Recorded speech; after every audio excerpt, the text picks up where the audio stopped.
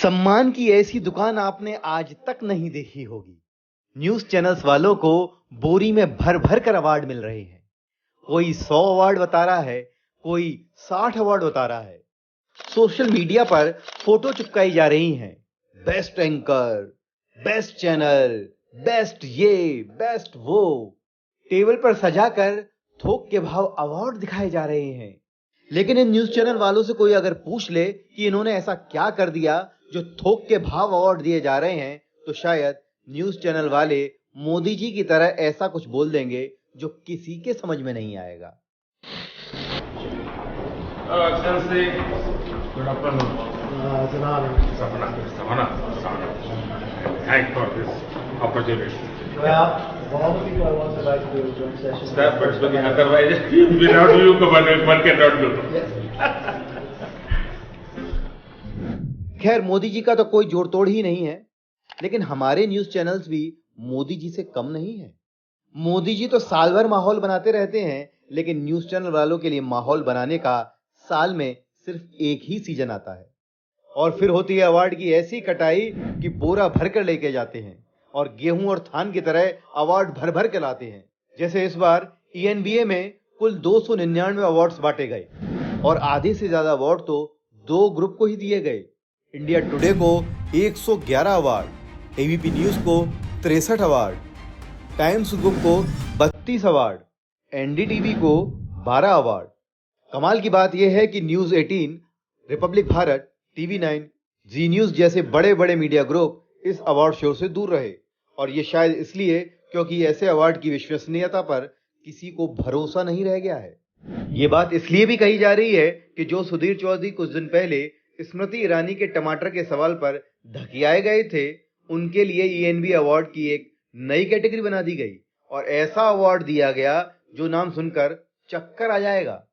सुधीर चौधरी जैसे एंकर जो एक मंत्री के सामने घिघियाते हैं और तिहाड़ का ताना सुनकर अपना सा मुंह लेकर बैठ जाते हैं और भरे मंच पर ऐसी घनघोर बेइज्जती के बाद जो बिना शर्म के रोज 9 बजे ज्ञान देने आ जाते हैं, ऐसे एंकर के लिए media Maverick of the year का अवार्ड देना ये बहुतों के समझ में नहीं आया।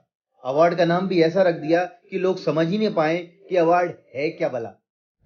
अब सुधीर चौधरी ने ऐसा बड़ा काम तो कोई किया नहीं कि उन्हें अवार्ड मिले, इसलिए अवार्ड का नाम ऐसा भारी भरकर रख दिया जिससे लोगों को लगे कि यार कुछ समझ में नहीं आ रहा, लेकिन अवार्ड है कुछ भयंकर टाइप का। हमने डिक्शनरी निकाली तो मैवरिक का मतलब ये पाया कि स्वतंत्र सोच वाला व्यक्ति। अब आप सोचिए कि सुधीर चौधरी स्वतंत्र सोच वाला व्यक्ति, लेकिन जो सत्ता से सवाल ना कर सके, जिसे हिंदू मुस्लिम के अलावा कुछ नहीं आता हो, जिसने सत्ता की चापलूसी के अलावा कुछ किया ही नहीं हो, उसकी सोच स्वतंत्र कैसे हो सकती है। लेकिन भाई साहब, बेशर्मी की हद देखिए। ये जनाब खुद को पत्रकारिता का रमेश सिप्पी समझते हैं और अपने शो को मास्टरपीस शोले बताते हैं। रमेश सिप्पी भी दोबारा शोले नहीं बना पाए। जो मैं शो कर रहा था उसने इतनी ऊंचाइयों को छू लिया था कि लोग ये कहते थे कि दोबारा किसी शो को उतनी सफलता नहीं मिल सकती। ये मेरे सामने सबसे बड़ी चुनौती थी, सबसे बड़ा चैलेंज था और मुझे खुशी है कि आप सब ने एक्नॉलेज किया मेरी दूसरी कोशिश को। वैसे सुधीर चौधरी के अलावा आज तक की अंजना, श्वेता, चित्रा को भी भर भर के अवार्ड मिले हैं। अब ये मत पूछिए कि इन लोगों ने ऐसी कौन सी महान पत्रकारिता कर दी कि इनके लिए अवार्ड्स की लाइन लग गई। ENBA यानी exchange for media news broadcasting award, और इसमें इंडिया टुडे ग्रुप को 100 से ज्यादा अवार्ड मिले।